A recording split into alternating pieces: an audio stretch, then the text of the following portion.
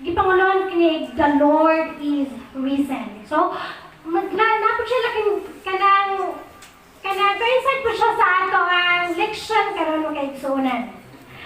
Ang atong sa kaigsuonan nga nagbasa diha sa ato ang pagadudukan, no?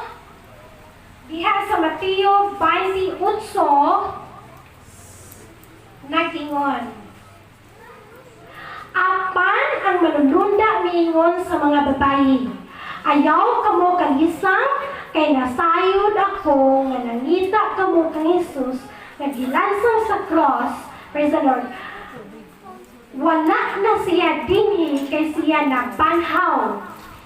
Sumala sa iyang giingon, umaring kamo, tan-awa ninyo ang dapit nga iyang nahimutangan. Mag-ambot ta.